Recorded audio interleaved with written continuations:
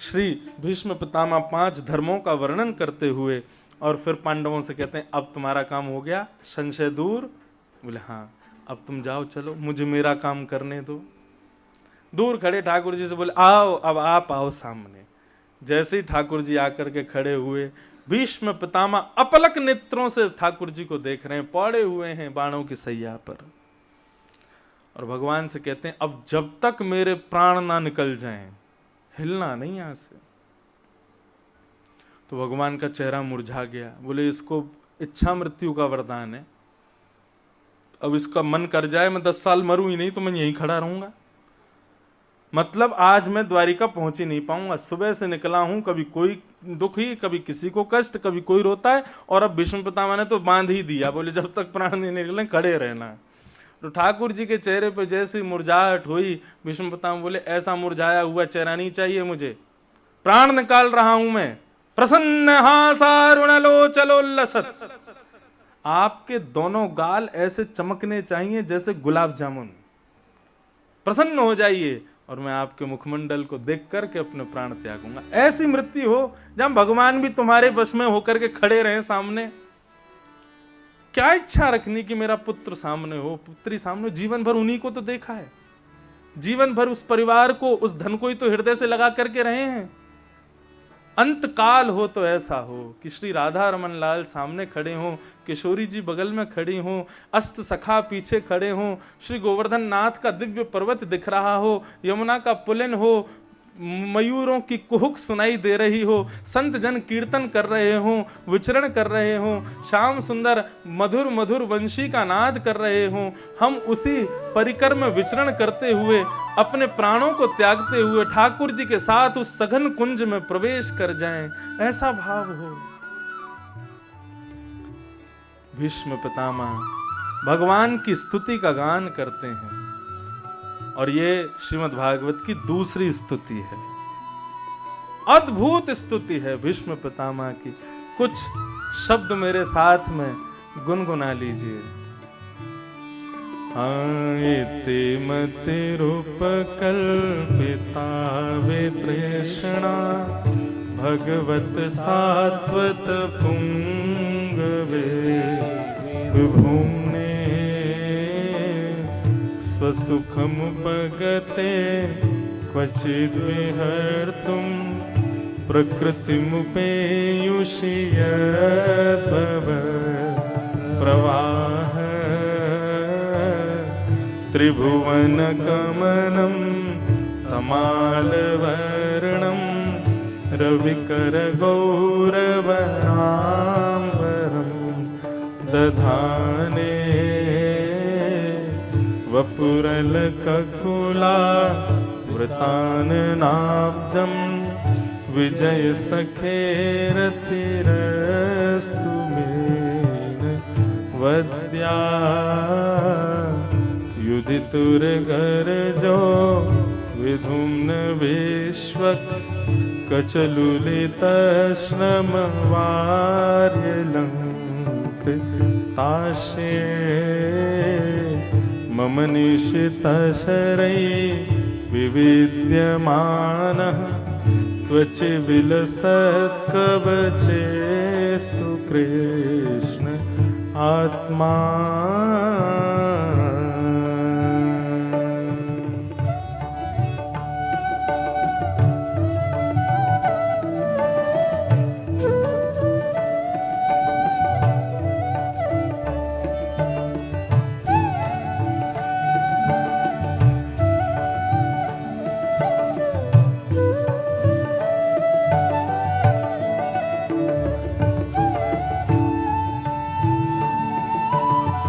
बोलो भक्त वत्सल भगवान की जय।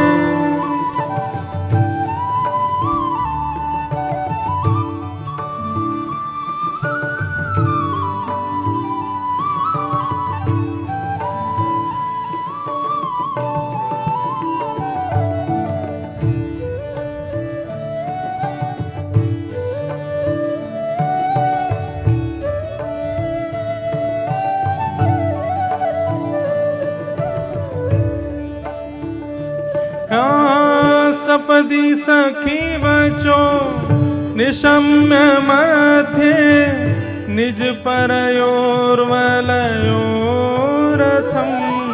निमेष्य स्थितवति परसै निकायुरक्षा हृतवत पार्थ सखे रत ममास्तु व्यवहित प्रतना मुखं निरीक्ष स्वजन वधाद्विमुखस्य दोष बुद्ध्या कुमति महरदात्म वेद्ययाय चरणरति परमस्य तस्य मेस्तु।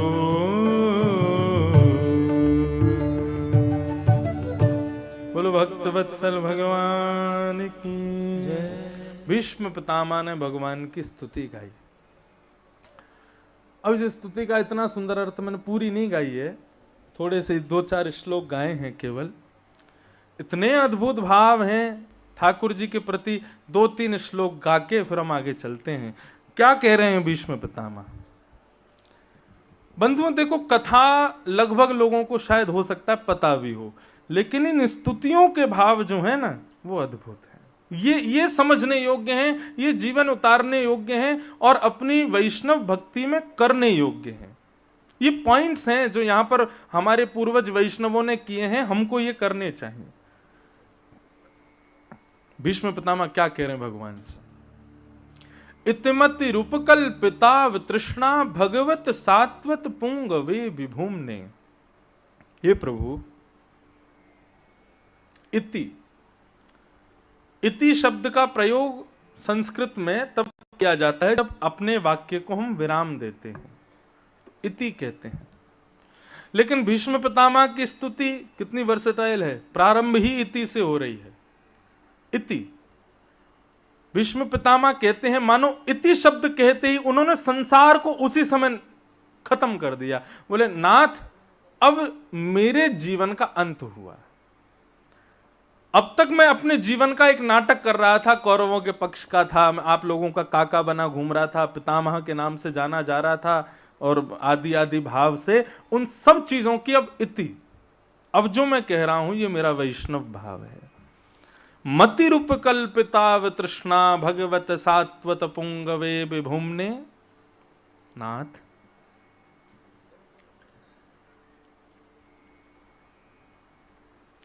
मैं आपको एक कार्य देके जाना चाहता हूं। भगवान बोले कौन सा कार्य?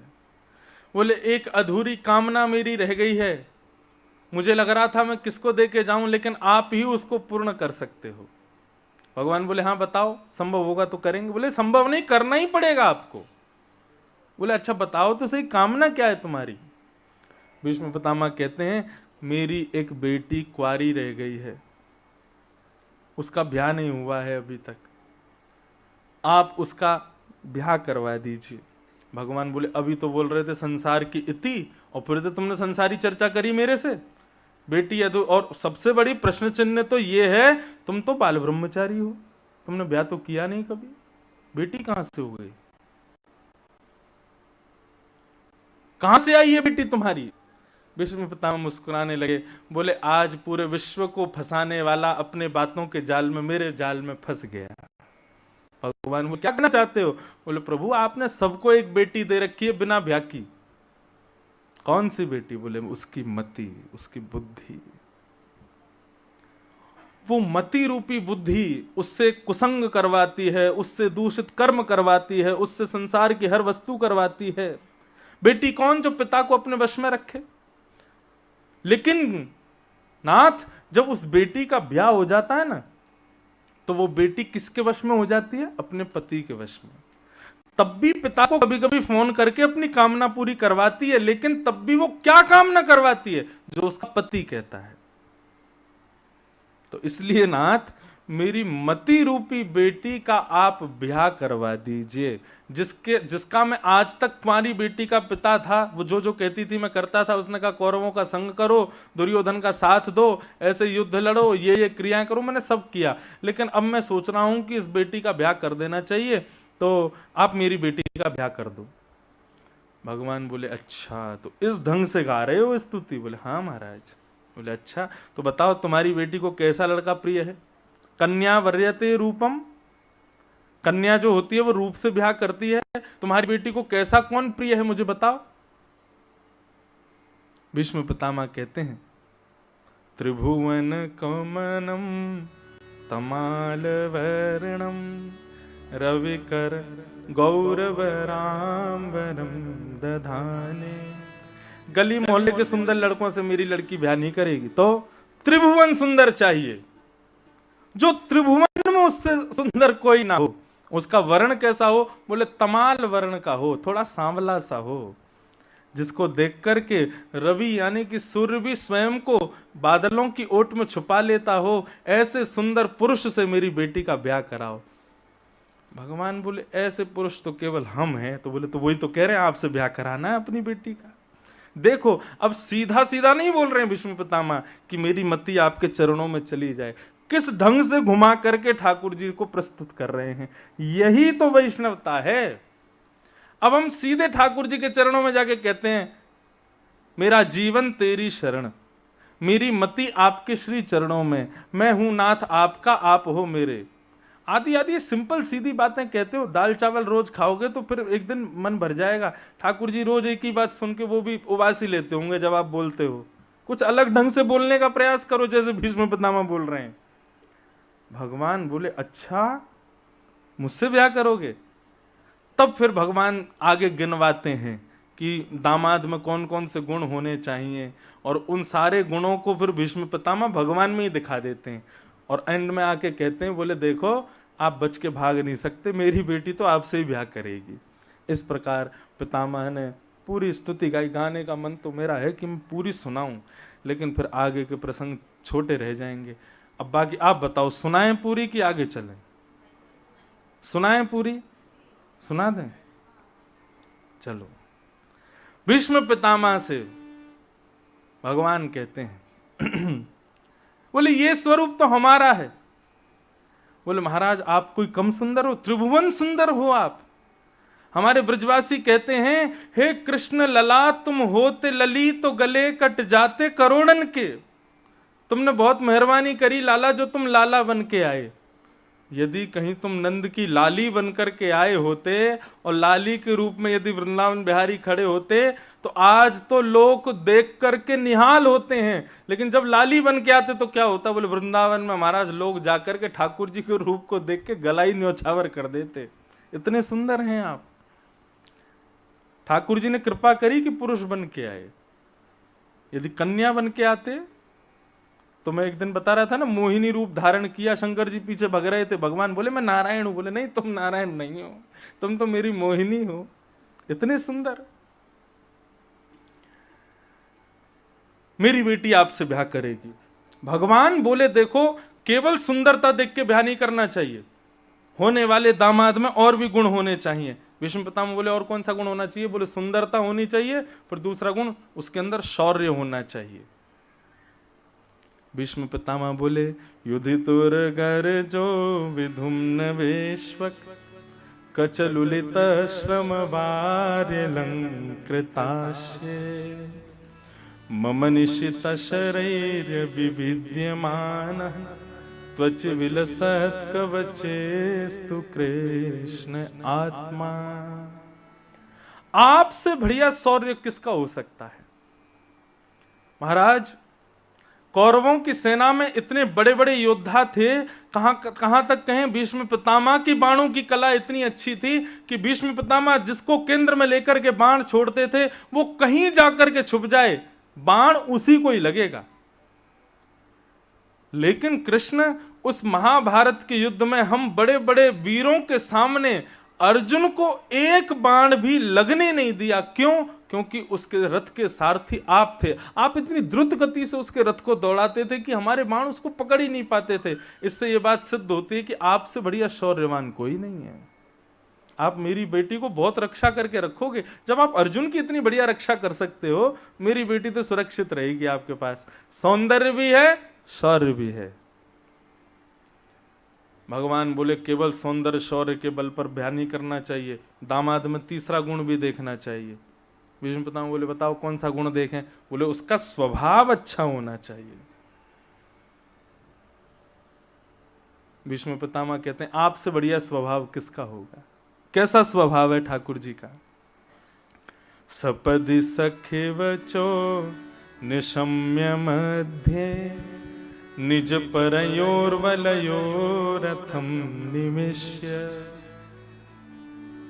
मालिक अपने नौकर से कहे कि चलो गाड़ी साफ करके निकालो, मुझे जाना है, तो समझ में आता है।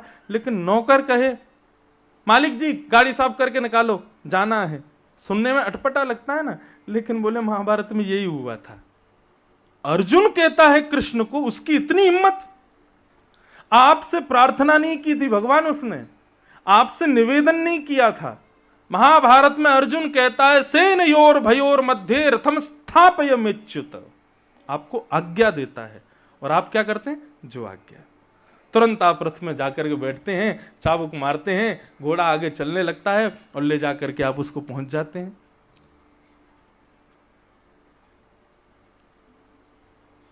ये आपके स्वभाव की मधुरता नहीं है तो क्या है? ये आपके स्वभाव का माधुर्य ही तो है भगवान। सब लोग ध्यान से श्रवण करो। ठाकुर जी का स्वभाव भी मधुर है, सौंदर्य है, शौर्य है, स्वभाव। अच्छा एक बात कहूं, ठाकुर जी का स्वभाव, हमारे ब्रज के एक बहुत बड़े कवि हुए श्री बिंदु जी महाराज। बिंदु जी महाराज कहते हैं, बोले ठाकुर जी आपका पहले स्वभाव अच्छा था, अब बिगड़ गया है। बिंदु जी कहते हैं पूतना को आप उद्धार कर सकते हो, कंस का उद्धार कर सकते हो, 10 मुंह वाले रावण का उद्धार कर सकते हो, शूर्पणखा का उद्धार कर सकते हो, इन राक्षसों का उद्धार, और तो क्या कहें जो मानव नहीं था उस गजेंद्र का उद्धार कर सकते हो। हम में कौन से कांटे लगे हैं? हमारा उद्धार क्यों नहीं करते हो? गजराज तारो तेने आवने को जावने को खावने पकावने को मीराबाई तारी है। नरसी मेहता को तारो वही वार सवारने को वेदन सुनावने को जयदेव तारो है। ये जितने भी लोग आपने तारे हैं ना, इन सब हमने पूरा एनालाइज करके देखा है, सबसे ना आपका कोई ना कोई काम पूरा होता है। आपने गजेंद्र को क्यों तारा? बोले आपको उसको ऊपर बैठ के सवारी करनी थी, इसलिए आपने उसको तार दिया। गजराज तारो तेने आवने को जावने को। और मीराबाई को बोले मेड़ता की है, मारवाड़ी लोग बढ़िया भोजन बनाते हैं। क्या सुबह दोपहर हम अपने रसोईया को बोले तू एक ही दाल बनाया कर, बाकी नीचे से लाया कर, कितना बढ़िया बनता है। कहां से आए आपके रसोईया? जोधपुर से ना। और जोधपुर किसकी भूमि है? राजस्थान किसकी भूमि है? मीराबाई की भूमि है। मीराबाई को क्यों तारा? बोले मीराबाई को इसलिए तारा खावने पकावने को। वैकुंठ के बावर्चियों के हाथ में स्वाद नहीं आ रहा था तो आपने मीराबाई को ताड़ दिया।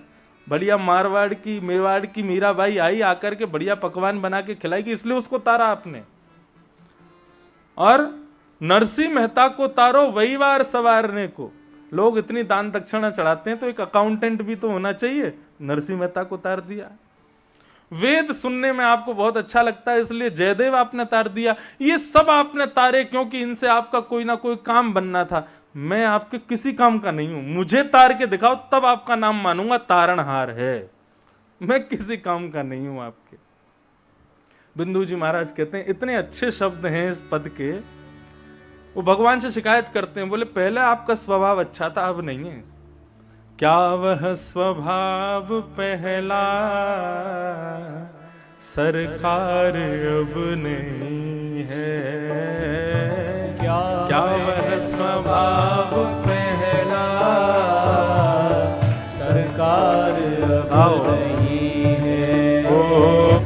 केवल इनको स्तुति थोड़ी सुनानी है, इनके सामने आरती थोड़ी करनी, कभी कभी शिकायत भी करनी है। हाँ, कभी कभी जब हमारे दफ्तर वाले लोग हमारा काम नहीं करते ढंग से, तो हम जाके बरसते हैं ना उनके ऊपर, बोले क्या कर रहे हो आप लोग, करते ही नहीं हो, आप लोगों का स्वभाव ही ऐसा हो गया है। ऐसे ही ठाकुर जी के नित्य स्तुति गाते रहोगे, आरती करते रहोगे, वंदना पूजना करते रहोगे, उससे काम नहीं चलेगा। कभी कभी इनको सुनाओ भी, कभी कभी शिकायत भी करो, अधिकार है हमको। क्या वह स्वभाव पहला सरकार अब नहीं है, क्या वह स्वभाव पहला सरकार अब नहीं है। ओ हम दीनों के वास्ते क्या दरबार अब नहीं है, दीनों के वास्ते क्या दरबार अब नहीं है। ओ क्या वह स्वभाव पहला सरकार अब नहीं है, क्या वह स्वभाव पहला सरकार अब नहीं हे नाथ हो, या तो दयालु मेरी दृढ़ दीनता नहीं है, या तो दयालु मेरी दृढ़ दीनता नहीं है। या तो मुझे लगता है मेरी दीनता में कोई कमी है, मेरी दीनता में, मेरी भक्ति में, मेरी उपासना में। और एक बात बोलूं, कमी है, हम ये मानते भी हैं। कितने लोग मुझसे मिलने आते हैं, वो आकर के यही पूछते, महाराज जी हम कोई अपराध तो नहीं करते सेवा में, हमसे कोई गलती तो नहीं होती। हमारे अंदर ये बात ही क्यों आती है कि हम अपराध कर रहे हैं? बिल्कुल मत सोचा करो, हम जैसा कर रहे हैं बढ़िया कर रहे हैं, यही है, ऐसे नहीं मिल रहे। हम में कमी नहीं है, लेकिन हम फिर भी स्वीकार करते हैं। या तो दयालु मेरी दृढ़ दीनता नहीं है, या तो दयालु मेरी दृढ़ दीनता नहीं। लेकिन दूसरी बात, ऐसा भी तो हो सकता है मेरे अंदर तो दीनता हो, लेकिन ओ या दीनों की तुम्हें अब दरकार अब नहीं है, ओ या दीनों की तुम्हें अब दरकार अब नहीं है। ओ क्या वह स्वभाव पहला सरकार अब नहीं है, क्या वह स्वभाव पहला सरकार अब नहीं। करताल बजा के गाओ, श्री राधा रमण लाल की।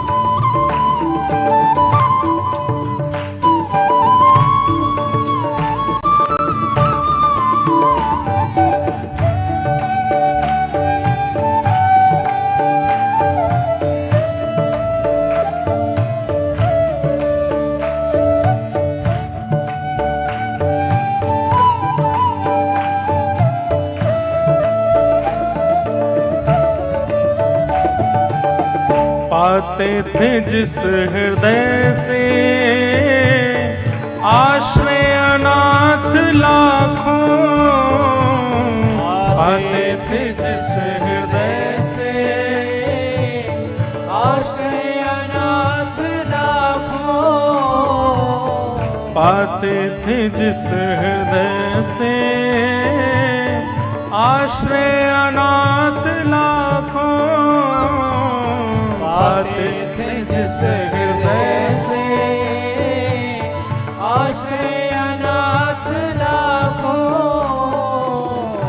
क्या वह हृदय दया का भंडार अब नहीं है, क्या वह हृदय दया का भंडार अब नहीं है। ओ क्या वह स्वभाव पहला सरकार अब नहीं है, क्या वह स्वभाव पहला सरकार अब नहीं है। ओ जिससे कि तुझ सुदामा त्रैलोक्य पा गया था, जिससे कि तुझ सुदामा त्रैलोक्य पा गया था। आपकी उदारता देखी भगवान हमने, उस साधारण से द्विज सुदामा के ऊपर आपने कैसी उदारता अपनी बरसाई। सुदामा मंदिर देख डरे, यहाँ तो हती मेरी छोटी सी झुपड़िया, अब कंचल महल खड़े। जब गए थे तो छोटी सी कुटिया से गए थे, लौट के आए तो क्या देखा महाराज, विशाल महल खड़ा है। आपकी उदारता देखी भगवान। सुदामा ने कुछ नहीं मांगा लेकिन आपने उसको सब कुछ दे दिया। जिससे कि द्विज सुदामा त्रैलोक्य पा गया था, जिससे कि द्विज सुदामा त्रैलोक्य पा गया था। क्या उस उदारता में, क्या उस उदारता में कुछ सार अब नहीं है, क्या उस उदारता में कुछ सार अब नहीं है। ओ क्या वह स्वभाव पहला सरकार अब नहीं है, क्या वह स्वभाव पहला सरकार अब। और अंतिम भाव क्या कहते हैं, दौड़े थे द्वारिका से जिस पर अधीन होके, दौड़े थे द्वारका से जिस पर अधीन होके। कब दौड़े थे, कब दौड़े थे नाथ द्वारिका से, किस पर अधीन होकर के दौड़े थे बताओ। हाँ, द्रौपदी। जब भरी सभा में चीर हरण हो रहा था तब द्रौपदी ने दोनों भुजाएं उठा करके हे कृष्ण द्वारिका वासन देव देव जगतपते कह करके बुलाया। तुरंत दौड़े महाराज, वसन रूप भय श्याम, दुशासन की भुजा थकित भई, वसन रूप भय श्याम। नारी बिच सारी है कि सारी बिच नारी है, खींच खींच के हार गया लेकिन द्रौपदी निर्वस्त्र नहीं हो पाई। ऐसी उदारता। दौड़े थे द्वारिका से जिस पर अधीन होके, दौड़े थे द्वारिका से जिस पर अधीन होके। उस अश्रु बिंदु से भी क्या प्यार अब नहीं है, उस अश्रु बिंदु से भी क्या प्यार अब नहीं है।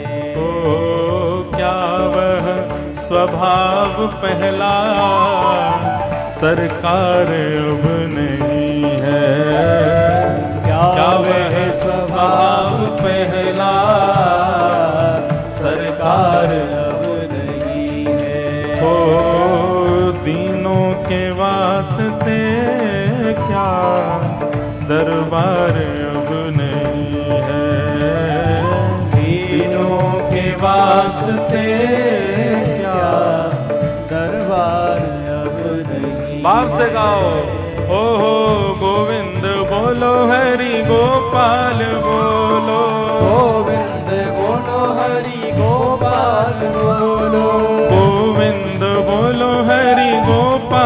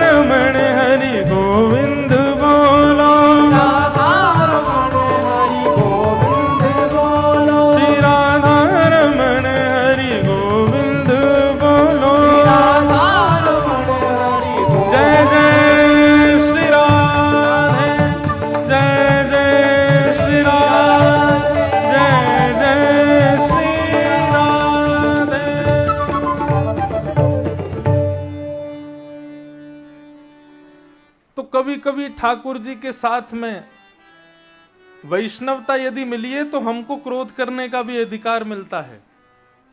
अरे जब ब्याह कर लेते हैं तो पति पत्नी को प्रेम का अधिकार तो है ही, लेकिन उनको एक दूसरे पर क्रोध का भी तो अधिकार है।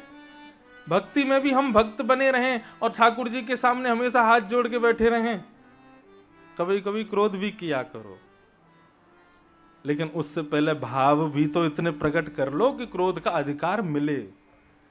जबरदस्ती आज शाम को जाके डंडा लेके बैठ जाओ ठाकुर जी के सामने करो कृपा हम पे, गुस्सा करेंगे। क्रोध करना नहीं पड़ता। जिससे प्रेम होता है, जिसके प्रति भाव होता है, क्रोध अपने आप होता है। सोच के जाओ उस पर गुस्सा करना है जाके, तो वो ना नकली लगेगा, वो वैसा कर भी नहीं पाओगे।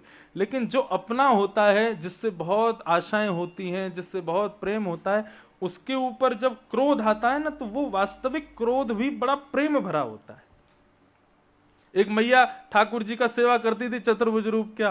तो एक दिन क्या हुआ कि उस मैया का पांव फिसल गया, पैर टूट गया। बालक उसको वैद्य के पास ले गए, वैद्य उस पर मल्लम लगाने लगा, तो वैद्य को बोली तू छूना मत। वैद्य बोला क्यों? जिसने तोड़ा वही सही करेगा। बोले किसने तोड़ा? बोले मेरे चतुर्भुज नारायण ने तोड़ा है, वही ठीक करेगा इसको, तू मत छूना। बच्चे बोले ये तो ऐसी बोलती रहती, बुढ़ापा है इनका, ठीक कर दो इनको। तो पलस्तर वलस्तर लगा दिया। बोले मैया 1 महीना बाद उतरेगा। बोले 1 महीना? शाम तू कल देखियो दौड़ूंगी मैं रोड पे, ठीक करेगा, वही ठीक करेगा रात रात में। अब बुढ़ापे में बोले ऐसी बोलती हैं, ले जाओ। ले गए तो बच्चों से बोली मेरे को मंदिर में छोड़ के आओ ठाकुर जी के सामने। बोले अम्मा अब आराम करो, पांव टूट गया। बोले छोड़ के आओ उसके सामने। जैसे सामने ले गए, बैठा दिया कुर्सी पे। बोले किबाड़ बंद करके जाओ सब लोग। सब चले गए। तो ठाकुर जी से बोली क्या कमी छोड़ी तुम्हारी सेवा में?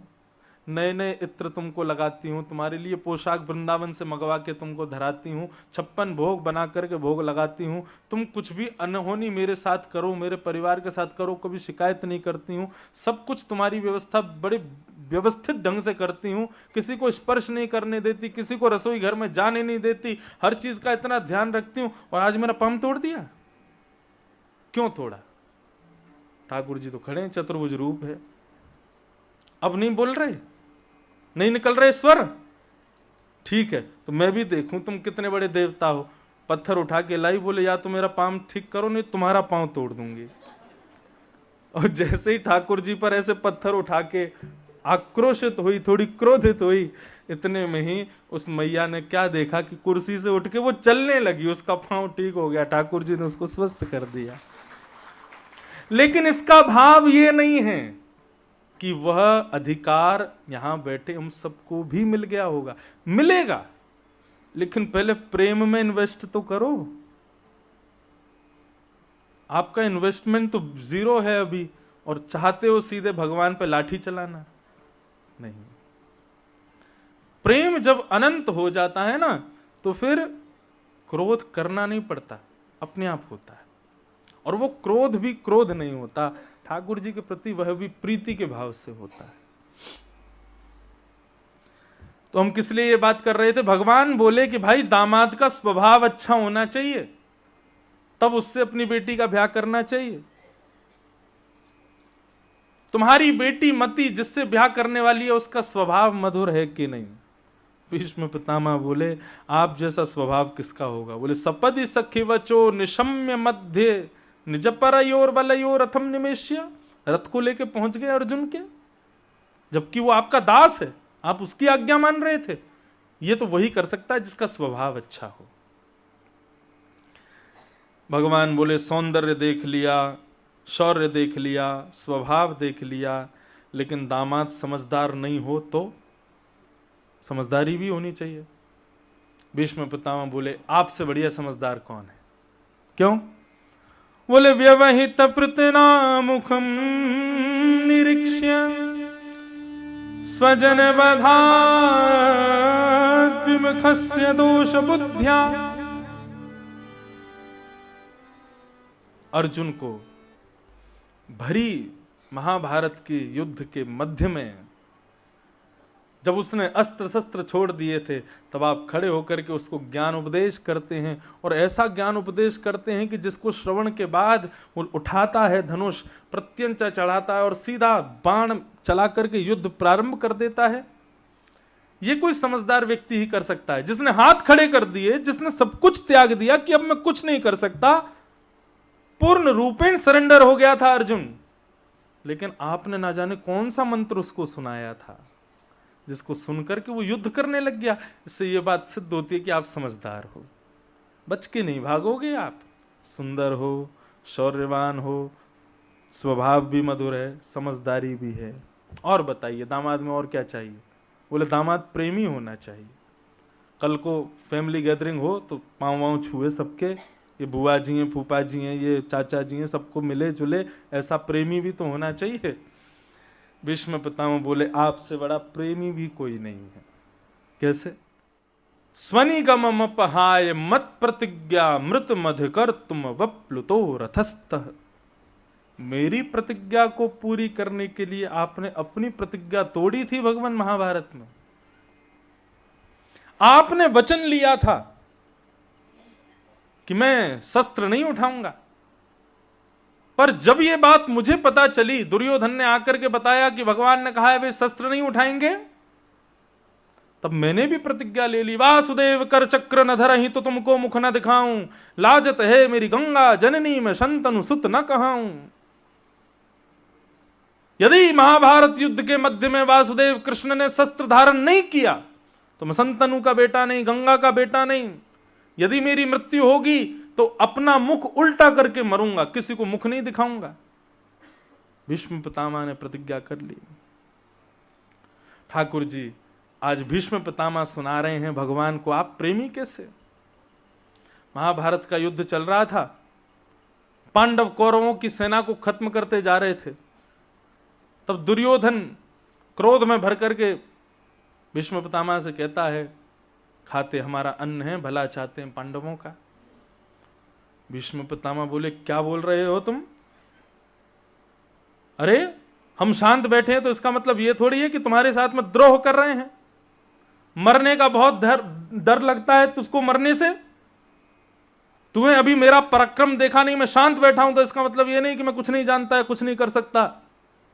मरने का बहुत भय है ना तुझको। चल अपनी पत्नी को भेज देना रात में आशीर्वाद लेने मेरे पास। मैं जैसी अपनी संध्या से निवृत्त होऊंगा, भजन से निवृत्त होऊंगा, वो मैं चरणों में प्रणाम करे, मैं उसको अखंड सौभाग्यवती का आशीर्वाद दे दूंगा। नहीं मरेगा तू। दुर्योधन बोला आप तो नाराज हो गए, मैं तो बस आपको गर्म कर रहा था कि ठंडे मत पड़ो, युद्ध चल रहा है महाराज। आप भीष्म पितामह ठंडे पड़ गए तो युद्ध हार जाएंगे हम, आप तो थोड़े गर्म रहो। भेज दूंगा मैं भानुमति को। बात कितने लोगों के बीच में चल रही थी? दो, भीष्म पितामह और दुर्योधन। लेकिन वहां पर दीवारों के भी कान थे, और वो कान किसके थे? श्री कृष्ण के थे। भगवान बोले अब तो पेट में दर्द शुरू हो गया भगवान के। बोले रात में कहीं ये भानुमति नहीं चली जाए। भीष्म पितामह के पास अगर भानुमति पहुंच गई तो मैं भगवान होकर के भी पांडवों को नहीं बचा पाऊंगा, क्योंकि भीष्म पितामह एक वैष्णव है, भीष्म पितामह एक बाल ब्रह्मचारी है, भीष्म पितामह एक नैष्ठिक अपने नियमों का पालन करता है। उसके पास इतनी शक्ति है कि वो जो कह देगा उसको भगवान को भी पूर्ण करना पड़ेगा। मैं नहीं बचा पाऊंगा। फिर आधी रात का समय, एक ग्वारिया का भेष धारण करके, सिर पर स्वाफा बांध के, ऊंची धोती पहन के, कुछ गले में माला वालाएं सब उतार करके, बिल्कुल साधारण सा रूप धारण करके ठाकुर जी ने, और लालटेन हाथ में ली, सीधे द्रौपदी के कमरे में गए। जाकर के उसको जगाया। द्रौपदी उठ के बैठ गई। कौन है? बोले मैं हूं कृष्ण।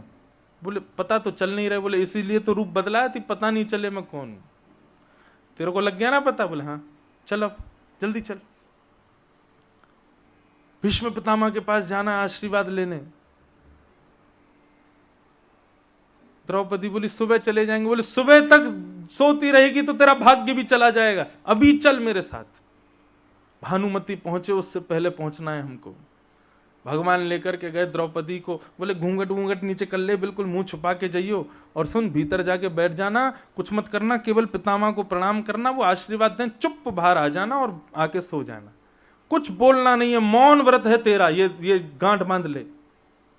बोले उन्होंने पूछा किसके साथ आई है, तो फिर क्या बोलूंगी? बोले कुछ भी बोल देना नौकर आया है मेरे साथ, हमारा ग्वारिया है, गायों का दूध वूध काटता है, वही आया है, ऐसा बोल देना। द्रौपदी बोली ठीक है। अब द्रौपदी घूंघट करके भीतर गई, भीष्म पितामह बैठे थे, जाकर के उनको प्रणाम किया, प्रणाम करके भीष्म पितामह को घूंघट करके बैठी द्रौपदी। कृष्ण भारी बैठे थे वृक्ष के नीचे, आधी रात का समय, भीष्म पितामह की माला पूर्ण हुई, नेत्रों से लगाई, ठाकुर जी को वंदन किया, अपनी संध्या के क्रम को पूर्ण करके नेत्र खोल के देखा तो सामने द्रौपदी बैठी है, लेकिन उनको लगा ये भानुमति है, दुर्योधन की पत्नी। उठ करके गए, हाथ में जल लिया, अपने संपूर्ण जीवन के ब्रह्मचरत्व का, अपने संपूर्ण जीवन की संध्या वंदन का फल अभिमंत्रित करते हुए द्रौपदी के सिर पर दोनों वरद हस्त रखते हैं और कहते हैं अखंड सौभाग्यवती भव, तुम्हारा सौभाग्य अजर हो जाए, उसको कोई मार ना पाए। द्रौपदी बोली ये इन्होंने क्या बोल दिया? अरे ये मेरे पतियों के विपक्षी हैं, यही पीछे धनुष बाण लेके दौड़ते हैं अर्जुन के, और आज कह रहे हैं कि तेरा भाग्य अजरमर हो जाए। तो फिर इनको इनका दायित्व समझा दूं, कल से इन्हीं की जिम्मेवारी है पांचों की रक्षा करना, बता तो दूं। इतने में घूंघट उसने उठाया और कहा पितामह फिर याद रहे, पांचों की जान की जिम्मेवारी आपकी, पांचों में से एक का भी बाल बांका नहीं होना चाहिए। अभी अभी आपने मुझे आशीर्वाद दिया अखंड सौभाग्यवती भव, यदि किसी को खरोंच भी आई तो आपसे उत्तर मांगूंगी मैं। भीष्म पितामह तो सहम गए, बोले द्रौपदी तू कहां से आ गई? मैंने तो भानुमति को बुलाया था।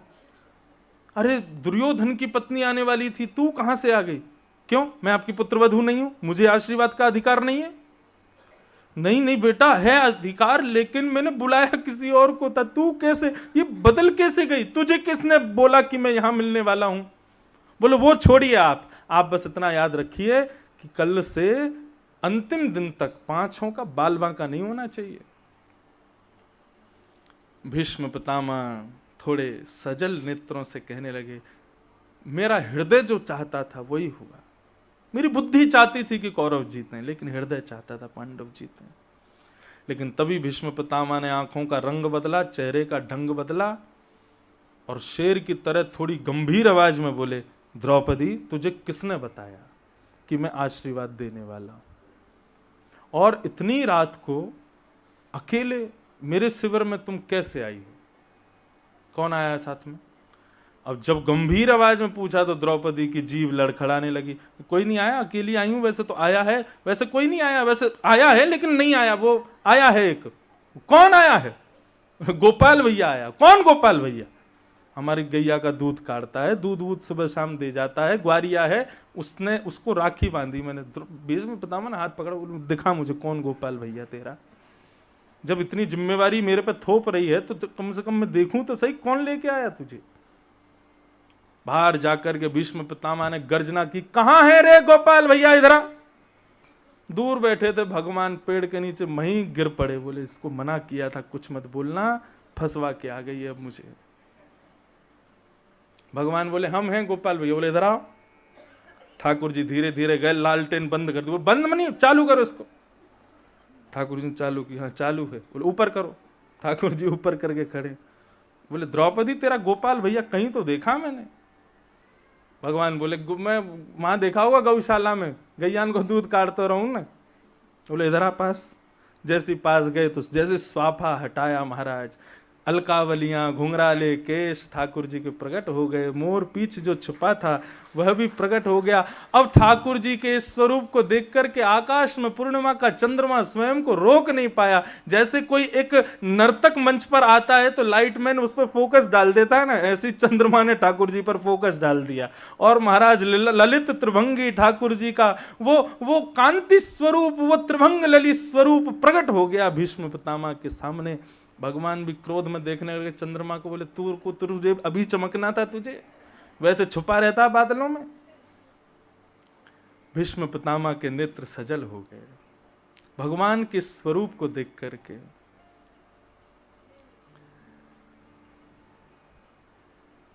मन तो कर रहा है कि हृदय से लगा लूं श्याम सुंदर को, लेकिन अभी परिस्थिति नहीं है। भीष्म पितामह बोले, मरकट बंधु, माखन चोर, उद्यमी, सारे उल्टे काम करता है, इतना बड़ा हो गया अभी भी उधम छोड़ता नहीं। अरे मेरी दुर्योधन से बात हो रही थी कि भानुमति को भेजना, तुझको कैसे पता, तेने इसको कैसे भेजा? भगवान बोले, हम बचपन से गाते आ रहे हैं, बोलते आ रहे हैं सबको कि हम जय जय हैं, हम भगवान हैं, लेकिन आप लोग मानते ही नहीं हो कि मैं भगवान। भीष्म पितामह ने तुरंत द्रौपदी को कहा, द्रौपदी जिम्मेवारी मैं तेरे पतियों की अब इसको देता हूं।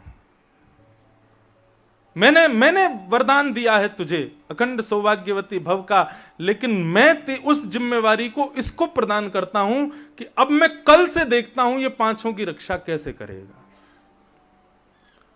और कृष्ण, बता देना पांडवों का, कल से महाभारत का नेतृत्व भीष्म पितामह करेगा, सबसे आगे मेरा रथ होगा और देखता हूं कैसे बचाते हो तुम। द्रौपदी कुछ हो जाए, खरोंच भी आ जाए तो तुमने कहा ना मुझसे पूछोगे, मुझसे नहीं पूछना, मैंने जिम्मेवारी इसके सिर डाल दी है, अब इससे पूछना जा करके। और अगले दिन सूर्य उदय हुआ, भगवान घबरा गए रात में, द्रौपदी को पहले डांटते फटकारते लाए, तू क्यों बोली भीतर जाके? बोले मैं तो इसलिए बोली ताकि जिम्मेवारी उनको, बोले अब हो गई मेरी जिम्मेवारी, अब कर ले तू, मैं तो जानता हूं वो क्यों कर रहे हैं ऐसा, क्योंकि मैंने प्रतिज्ञा ली है शस्त्र नहीं उठाऊंगा।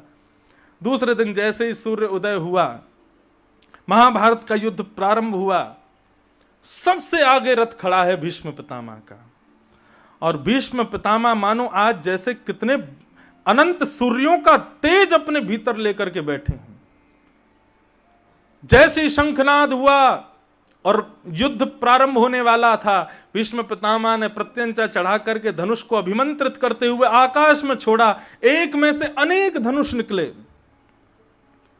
जितनी सेना पांडवों ने कौरवों की पिछले 10 दिन में खत्म की थी, उतनी सेना को चंद मिनटों में भीष्म पितामह ने खत्म कर दिया पांडवों की।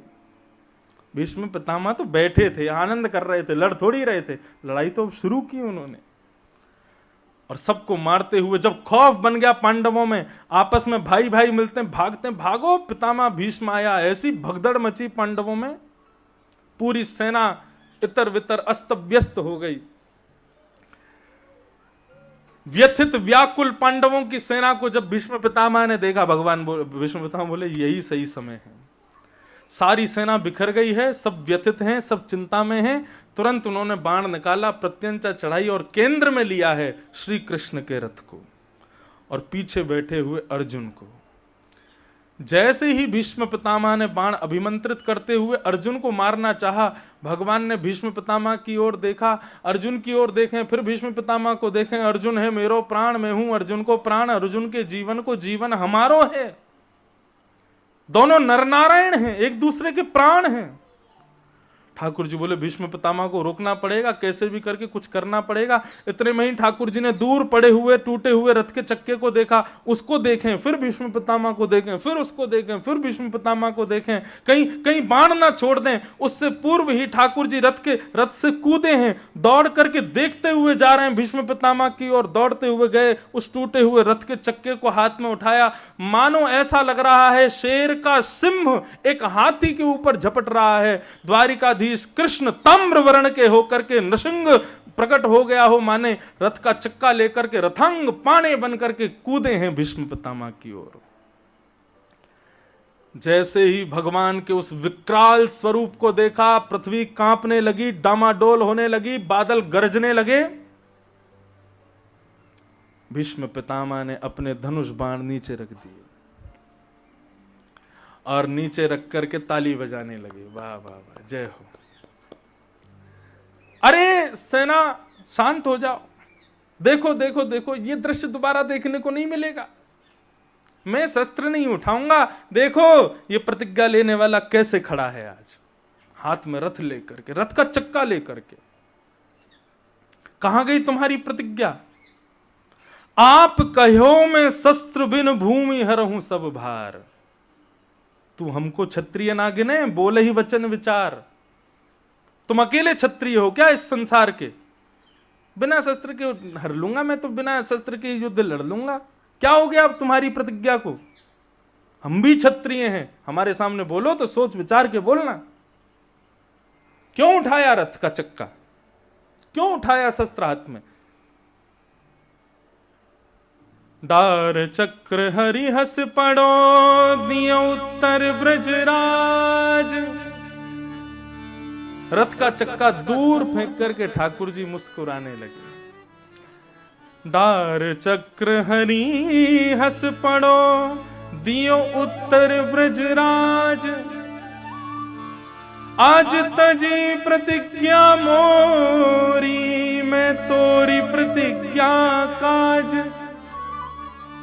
भगवान कह रहे हैं, बोले पितामह, मैंने जब प्रतिज्ञा ली कि शस्त्र नहीं उठाऊंगा, उस समय तुमने ली कि मैं भी शस्त्र धारण करवा के रहूंगा, और यदि मैंने धारण नहीं करवाया तो जब मेरी मृत्यु हो महाभारत युद्ध में तो मेरा शव उल्टा गिरे, मैं किसी को मुख नहीं दिखाऊंगा। यदि मैं शस्त्र धारण नहीं करता और जब तुम महाभारत युद्ध में मारे जाते तो तुम्हारा शव उल्टा गिरता, और यदि तुम उल्टे गिरते तो अंतिम समय में मेरा दर्शन कैसे करते? तुम्हारे सामने में खड़ा होता, मेरा दर्शन तुमको कैसे होता? क्योंकि रोम रोम में बाण छिड़े हैं, तुम कोई करवट नहीं ले सकते थे, तुम घूम के मुझे देख नहीं सकते थे, ताकि अंतिम समय में जब मैं आऊं तुमको मेरा दर्शन हो सके, तुम्हारा मुख सीधा हो, जो तुमने प्रतिज्ञा ली थी उस अनुसार सब कुछ हो। इसलिए मैंने अपनी प्रतिज्ञा को तोड़ दिया। आज भीष्म पितामह उस भाव को याद करके कह रहे हैं, बोले प्रभु आप चाहते तो बिना रथ के चक्के को उठाए भी मुझे शांत कर सकते थे, लेकिन आपने वो रथ का चक्का उठाया ही इसलिए था ताकि मेरी प्रतिज्ञा पूर्ण हो जाए, और मेरी मृत्यु जब हो तब मैं सीधा लेटा हूं और आपका दर्शन करूं। आज ये दर्शन का अधिकार मुझे प्राप्त हो, इसलिए आपने रथ का चक्का उठाया था। इसलिए नाथ, प्रेमी भी आपसे बड़ा कोई नहीं है। इस प्रकार भीष्म पितामह सारे गुण ठाकुर जी में देखते हुए अंत में कहते हैं, बोले प्रभु अब मैं जाते जाते उस व्रज वृंदावन को याद करता हूं जहां पर छचिया भरी छाछ पे नाच नचायो। मैंने आपका हर स्वरूप देखा, आपको द्वारिकाधीश रूप में देखा, आपको रथ हाँकते हुए देखा, अर्जुन को गीता सुनाते हुए देखा, पांडवों की रक्षा करते हुए देखा, कुंती से स्नेह करते हुए देखा, द्रौपदी से प्रेम करते हुए देखा। मैंने हर रूप में आपको देखा, लेकिन मेरी अब मन की अभिलाषा है मैं आपको ब्रज का कृष्ण के रूप में देखूं। आप जब ब्रजवासियों के मध्य में रहते हो, गोपियां कहती हैं लाला माखन खाएगो? आप कहते हो हाँ खाऊंगो। बोले माखन तभी मिलेगो या के बदले पहले नाच के दिखा। तो जिस प्रकार उस थोड़े से माखन को खावे के लिए एक नन्हा सा परब्रह्म नृत्य करता है, मैं उस स्वरूप को देखना चाहता हूं। तब भीष्म पितामह ब्रज का स्मरण करते हैं। ललित गति विलास वल गुहास, प्रणय निरीक्षण कल्पितो रुमान, कृतमनुकृतवत्य उन्मदांधा, प्रकृति मगन किल यस्य दोष बुद्ध्या। मुझ पर कृपा करो भगवान कि अब मुझे अगला जन्म हो तो श्रीधाम वृंदावन में हो। भीष्म पितामह के हाथ अपने हाथों में लेकर के ठाकुर जी कहते हैं, पितामह तुम्हारा अंतिम समय है, मैं बस तुमसे इतना जानना चाहता हूं, जब तुम्हारा इतनी प्रीति मुझसे, इतना प्रेम मुझसे, इतने गुण तुम मुझ में देखते हो, तो फिर तुम मेरे पक्ष में क्यों नहीं थे? तुम पांडवों के पक्ष में क्यों नहीं थे? क्यों कौरवों का संग किया? क्या तुम जानते नहीं थे कि दुर्योधन ने द्रौपदी का चीरहरण किया? क्या तुम जानते नहीं कि ये सब कौरवों ने पांडवों के साथ अनहित किया?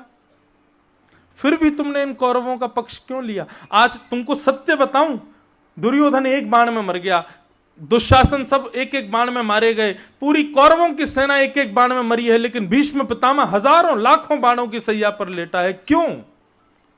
क्योंकि तुमसे मुझे अपेक्षा नहीं थी कि तुम्हारे जैसा वैष्णव भक्त, तुम्हारे जैसा बुद्धिमान, तुम्हारे जैसा ज्ञानी इन कौरवों का संग करेगा। सदैव याद रखना बंधुओं। कई लोग मेरे पास आके प्रश्न करते हैं, महाराज जी एक बात बताइए, हम तो इतनी भक्ति करते हैं, हम तो इतना भजन करते हैं, हम व्रत भी करते हैं, प्याज लहसुन भी नहीं खाते, सब कुछ इतना बढ़िया करते हैं, हमारे जीवन में ठाकुर जी इतनी कष्टों की झड़ी लगा के रखते हैं, हमारे मित्र रात भर क्लब जाते हैं, उल्टा सीधा खाते हैं, पीते हैं, सब करते हैं, फिर भी हर दिन खुश रहते हैं, मजे करते हैं, आनंद करते हैं, उनके जीवन में इतनी प्रसन्नता क्यों? इसका एक ही उत्तर है, फर्श पर लेटा हुआ व्यक्ति कितना भी करवट ले वो गिरेगा नहीं, क्योंकि पहले ही गिरा हुआ है। गिरता कौन है? जो ऊपर बिस्तर पर सोता है। श्रेष्ठ कौन? बिस्तर पर सोने वाला कि फर्श पर सोने वाला? नहीं, बिस्तर पर सोने वाला।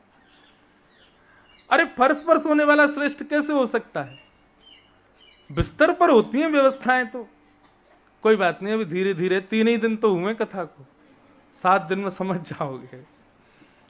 श्रेष्ठ कौन है? आप लोग 5 स्टार होटल में जाके फर्श पे ही सोते होंगे जरूर, हैं? इतना महंगा कमरा लेने के बाद भी जमीन पे ही सोते होंगे, वही श्रेष्ठ है? अरे बिस्तर पर आदमी, फर्श पर सोने वाला व्यक्ति भी ये सोचता है इतना पैसा कमाऊं कि बिस्तर ले आऊं फिर उस पर सोऊंगा। बिस्तर पर सोने वाला श्रेष्ठ है।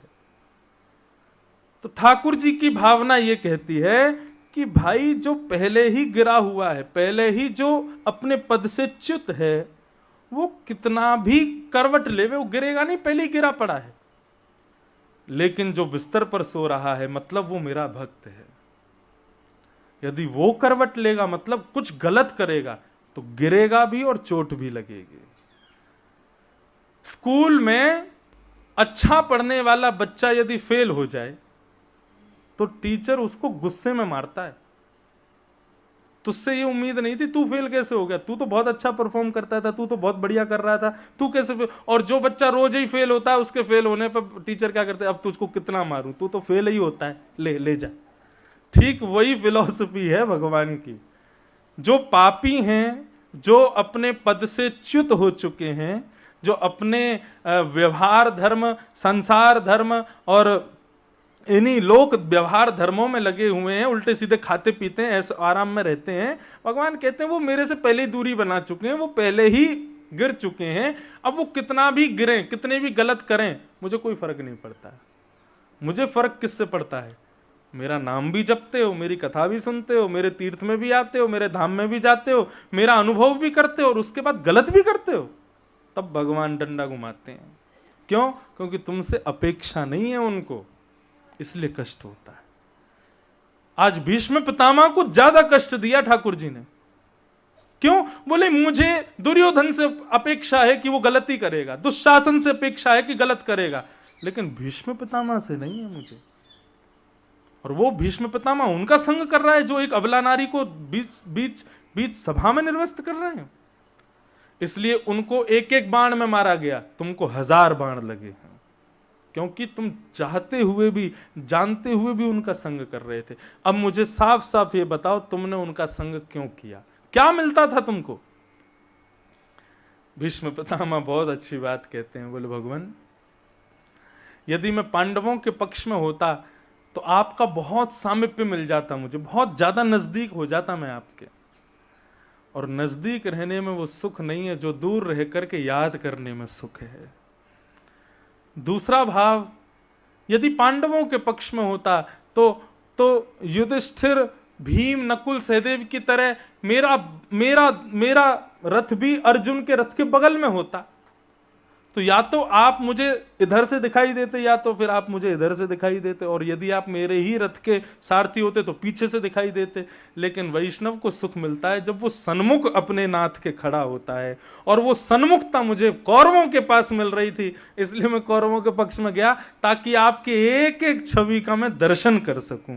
आपकी दर्शन की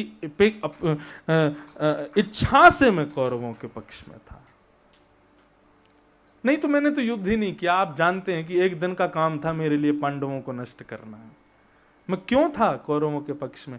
जब आप रथ में चाबुक मारते थे, घोड़ों के चरण से उठने वाली जो रथ की धूल थी, वो धूल जब आपके आपके आपके सुंदर मुखार बिंद को जब स्पर्श करती थी, और उसके बीच से इतने कोमल सुकोमल ठाकुर जी जब गुस्सा करते हुए रथ चलाते थे, कैसे चाबुक मारते थे, कैसे भुजाएं उठाते थे, एक एक छवि मुझे याद है। क्योंकि मैं करता क्या था, मैं देखता ही रहता था आपको। उसी के लिए तो कौरवों के पक्ष में गया था, इसलिए मैंने उनका पक्ष लिया। ठाकुर जी ने अपने हृदय से लगा लिया भीष्म पितामह के हस्त कमल को, और देखते ही देखते भीष्म पितामह ठाकुर जी को नेत्रों में भरते हैं, और उनके मुखमंडल से ज्योति प्रकट होती है और भगवान के हृदय में जाकर के विलीन हो जाती है। पितामह भीष्म का यही अंत होता है। बोलो भक्त वत्सल भगवान की जय।